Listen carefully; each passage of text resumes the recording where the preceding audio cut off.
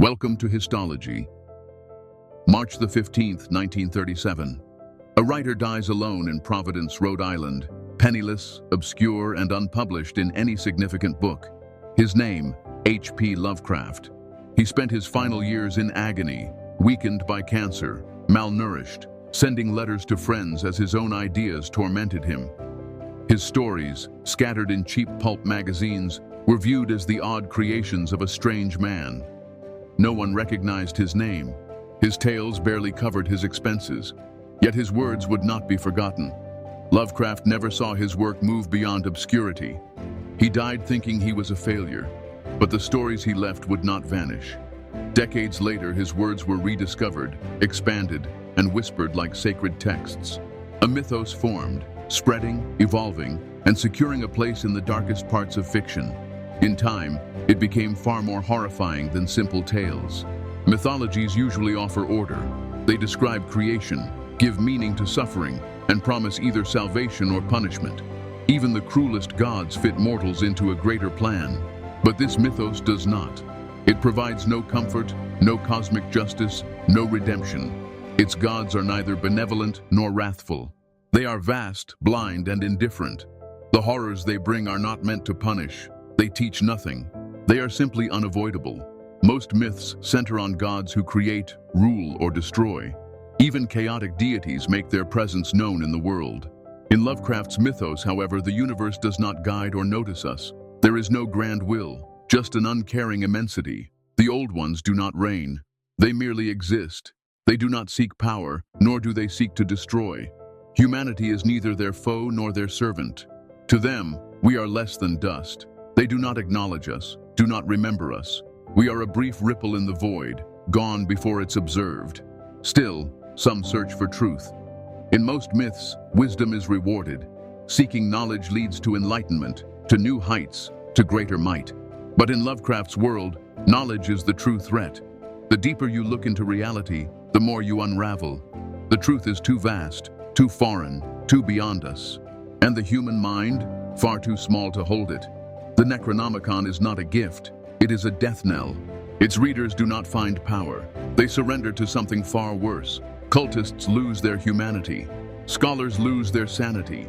The more one peers into the abyss, the less returns. To learn is to suffer. To understand is to be lost. And the darkest truth? There is no return. Once the curtain is lifted, the mind cannot unsee. Madness is the lone escape from a reality never meant for comprehension. Even the most frightening legends impose a sense of order. Gods create, judge, and guide human destinies. Even death has its place. An afterlife, rebirth, or endless void. Each belongs to a system. Lovecraft's mythos strips that comfort away. Here, there is no destiny, no higher plan, no reason at all for our existence. If the old ones ever ruled, it happened long before humanity crawled forth. If they come back, it will be because the stars align, not to claim us. No grand narrative, no prophecy, no salvation. We are an accident, a faint spark before an everlasting dark. Why is this so terrifying? Because we are not even worthy of destruction. The great old ones do not aim to wipe us out. They do not even notice us. Their actions are instinct, not spite. Like ants trampled on a battlefield, we are crushed not from hatred, but simply by being in the way. Worst of all, sanity itself is an illusion. In Lovecraft's mythos, the mind is no fortress but a fragile shell protecting us from truths too large to endure. Seeing past that weak veil does not enlighten, it breaks you. Insanity is neither ailment nor curse. It is the only sane reaction to a reality we cannot fathom. The Necronomicon, the cultists, the dreamers, they are not cursed by madness. They have merely glimpsed the truth. The question is not why Lovecraft's universe drives people insane, but how it could do otherwise. And the most chilling part of this mythos is not what we grasp, but what remains hidden. The old ones may emerge again, or they may already be here, slumbering, stirring at the edge of our perception. If they awaken, maybe they will just rise and leave, never seeing the beings scuttling about. Or perhaps we will see them, and in that moment, lose all we ever were. There are gods, and then there are entities that should never be labeled gods. Typically, deities are venerated for their wisdom, rage, or might, guiding mortals through awe or fear. But the beings in this mythos are not rulers, not creators, not saviors. They are not even destroyers by our definition. They simply exist, ancient, unfathomable, and profoundly real. Called the Great Old Ones or the Outer Gods, they stand far outside our realm, so distant we cannot perceive their actual forms. They do not hate us, nor do they love us. To most of them, we do not exist at all, yet their presence seeps into our world, whispering in unhinged minds, pulling the desperate toward knowledge best left alone. A few have glimpsed them and been changed forever. Cthulhu, the most famous, remains the least understood. He rests beneath the ocean, waiting for the cosmic cycles to align. He does not command the sea nor stir tempests, yet sailors speak his name in fear. His shape is vaguely described as part human, part dragon, part octopus. But appearances deceive. When he moves, human minds unravel. His devotees say he will rise, and his dreams already stretch beyond his sunken prison of Rillier, tainting people's thoughts. Maybe they are insane, or maybe they alone sense what draws near. Nyarlathotep walks among us, the crawling chaos, wearing countless guises, choosing to mingle with mortals. He whispers, tricks, and misdirects. He does not rest or wait. He takes action. He is not a senseless force, but a scheming one, sowing madness, warping reality, feeding on confusion and despair. He can appear in any form, yet none show his real essence. He has appeared as prophet, pharaoh, scientist. His words are sweet poison, claiming minds without lifting a finger. While most outer gods remain aloof, he observes, which alone is enough to inspire fear. Azathoth, the blind idiot god, the nuclear chaos at the center of creation, dreams the universe into being without thought or aim. He does not rule, he does not reason. He merely writhes at the cosmos's heart, amid the hollow music of flutes and the endless drums of delirium. If he were to stir, everything would collapse, not out of anger, but because existence is just his unsettled sleep. None pray to Azathoth, none beg his mercy, only those who realize the dreadful truth. We are a passing mistake in a sleeping god's mind, and he may one day awaken. Shub-Niggurath, the black goat of the woods with 1,000 young, is relentless fertility turned horrific, endlessly spawning twisted offspring. Worshipped in secret forests, untouched by human hands, she does not nurture. She devours, alters, propagates. No image of her exists, only a ceaseless writhing mass, an unholy womb producing horrors without end. Seekers of her blessing soon stop being human. Yog-Sothoth, the key and gate, stands for knowledge and time, seeing all, transcending everything. He is unbound by the flow of past or future. He simply is, knowing every secret. Any who crave forbidden truths eventually find him, whether they intend to or not, but to understand him is to witness more than any mind can handle. Those who peer into Yog-Sothoth's depths do not return the same. Some vanish completely, others survive, but are altered forever. Their thoughts stretch beyond what the human mind can bear, filled with knowledge too immense and alien. Dagon, like Nyarlathotep, is unusual among these beings.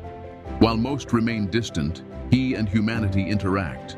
He is not entirely separate from our reality. He has followers, worshippers, people who remake themselves to grow closer to him. In lonely coastal towns, his name is whispered softly. His cult does not wait for the stars. They serve him here and now. They offer up sacrifices. They join the sea, their flesh changing, no longer purely human. The deep ones, his offspring, walk among us in silence, waiting for the day when the sea reclaims all. Unlike Cthulhu, who sleeps, or Azathoth, who does not think, Dagon is aware. He listens, and his followers carry out his will, whatever it is. These creatures are not gods as we understand gods. They do not reign in the skies or shape the planet with intention. They are cold, unfeeling powers beyond human comprehension.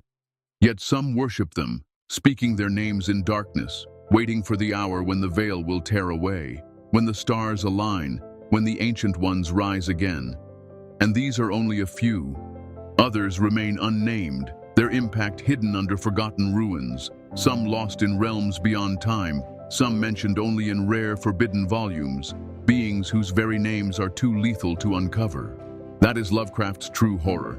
Deities in other pantheons want devotion. These do not. They have no need for us. They never have. Yet their influence lingers, bending minds, corrupting dreams, pulling at reality's edges. We learn that ignorance is bliss. Perhaps it is the last kindness this cosmos provides. Certain myths depict wondrous worlds, gods carving mountains, heavenly beings wandering among mortals, domains where divinity and humanity meet. Lovecraft's mythos does no such thing. His domain is not for us. It does not belong to us. It is a realm of buried ruins, slumbering terrors, and sites that should have been left sealed. Here, cities sink below the waves, their architecture older than any human memory, raised by hands never human. R'lyeh, where Cthulhu lies, is just one of many, its unnatural angles and shifting shapes warping any mind that sees it. It is not just drowned, but locked under the sea, kept from mankind's eyes. Those who dream of R'lyeh speak of towering monuments, alien carvings, and a city that shifts when unobserved. But the ocean is not the only source of nightmares. Deep in the dreamlands lies Kadith, a forbidden city where the great ones abide. Mortals are not meant to reach it.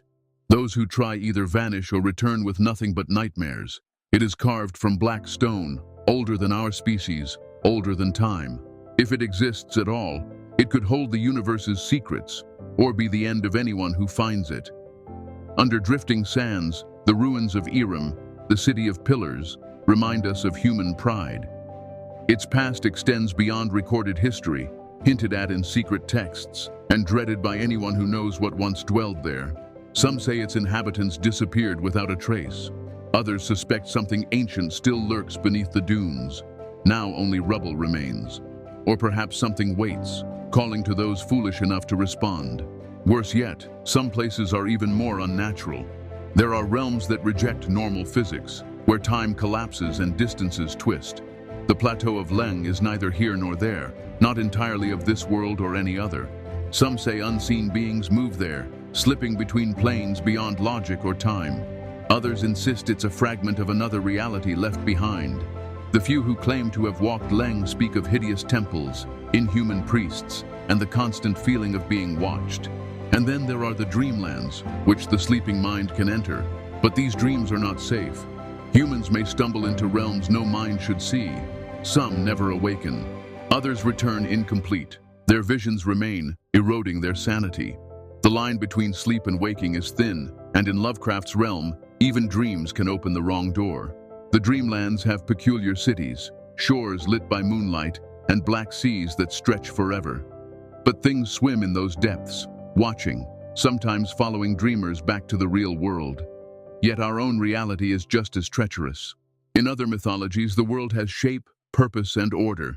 Here it is unstable. It warps and decays. Its laws are weak, fleeting, and meaningless against what waits beyond. Some say past the furthest stars there is a void of madness, where no light shines and time stands still. Azathoth slumbers there at the cosmic center, the universe swirling into oblivion around him. The world is not just a stage, it is a prison raised on the remains of forgotten masters. We are trespassers in a realm that was ancient before we were born. These places are not abandoned, they lie dormant. There are truths never meant for human discovery. In Lovecraft's mythos, knowledge does not bring power, it sparks madness. Seekers who hope to pierce the veil find themselves staring into a gulf that stares back. The more they learn, the more they unravel. At the heart of this danger are writings from ages past, waiting to ensnare anyone reckless enough to read. The most notorious is the Necronomicon, called Al-Azif, penned by the mad Arab Abdul al-Hazred, rumored to be bound in human skin and written in blood. It does not guide readers to enlightenment, it lures them into the void. They speak of secret horrors, of alien gods who neither see nor care, existing beyond understanding. Those who study its pages do not gain wisdom. They are devoured by knowledge, driven insane, forever haunted by what they uncovered. Yet the Necronomicon is merely one cursed text. The Punicotic manuscripts, said to precede humanity, warn of the old ones and outer gods. The Eltdown shards, carved with unearthly glyphs, detail lost civilizations and the terrors that ruined them. The Book of Ebon, filled with rituals and spells, tempts those hungry for power, yet delivers only despair. Every one of these tomes reminds us that to learn is to lose oneself. Their lasting horror lies not only in their content, but in the fact that they survive. Kept under lock and key, hidden in ancient vaults, guarded by spells, they still reach the desperate and unwary. Each page turned shatters another mind, taints another soul. Some fear the dark, others embrace it. In Lovecraft's world, certain people do more than mutter about the nightmares beyond our senses. They worship them. In decaying towns, beneath the sea, in lost corners, cults gather in secret, spreading insanity, readying themselves for the appointed time. These are not faiths of hope or deliverance. Their prayers work no miracles. Their devotion gives them no safety. They serve because they have glimpsed the truth. For in a cosmos ruled by immense indifferent entities, submission might be the only way to avoid total destruction. The esoteric order of Dagon is one of the most unsettling of these, a group of fishermen and local elders who become what they revere. In the coastal town of Innsmouth, this clandestine order festers behind rotted facades, strangling the town like a plague. They make offerings to the sea, surrendering their lives to Dagon and the Deep Ones for wealth and unending life. Yet the sea's gifts come with a price. Those who give themselves to Dagon endure a slow, horrific change, their bodies twisting until they can no longer pass as human.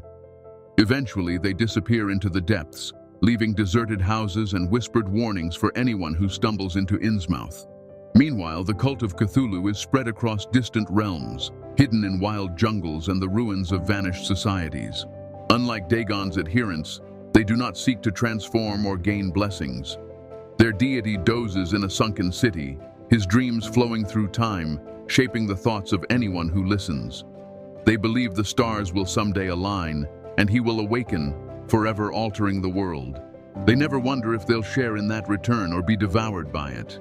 Their loyalty is absolute, so they linger, chanting in forsaken temples, awaiting a future with no mercy. Perhaps the most dangerous of all is the Starry Wisdom cult, devoted to Nyarlathotep, the crawling chaos. Unlike those lost in blind worship, they hunger for strength, believing Nyarlathotep's whispers give them clarity. They do not plead for pity or wait for some higher state. They act, weaving themselves into society, planting chaos where order once was. Their temples aren't always in ruins. Some stand in bustling cities disguised as scholars, priests, and thinkers. Their god does not slumber. He walks among them. That makes them infinitely more threatening. In Lovecraft's Mythos, cults are not just collections of lunatics. They are the living echoes of an ancient reality, those who have peered behind the curtain. Some worship to stay alive, others to bring about annihilation, and a few because they see no alternative. The most chilling idea? They remain with us, watching, preparing. Their gods wait patiently, and humanity has never been so exposed. Certain truths are too immense, too awful to grasp. In Lovecraft's universe, horror doesn't hinge on monstrous claws or raging gods, but on realizing that existence means nothing. The cosmos is not ruled by will or purpose. It is cold, aloof, and out of our depth. The terror in Lovecraft's realm is not just that we are tiny. It's that we should never have been here at all. The great old ones and the outer gods do not watch over humanity. They do not punish or reward. They simply exist. When they stir, it is not from hate, but from an unstoppable, mindless process. Their deeds are as impersonal as a storm lashing the sea or a quake splitting the earth. Our fate does not even register, and yet some notice faint signs, hear murmurs beneath reality's surface. They are not oracles, they are not visionaries, they are victims. The scholars who chase hidden truths, the cultists who bow in gloom, the dreamers who wander too far in sleep, all of them reach for what cannot be held, and in doing so, they are lost. Madness is not vengeance, it is the only kindness. For everyone else, ignorance is a fragile defense. But that defense will not last. The stars will align, the old ones will rise. And when they do, there will be no grand reckoning, no final war, no toppling of kingdoms or downfall of empires. There will be nothing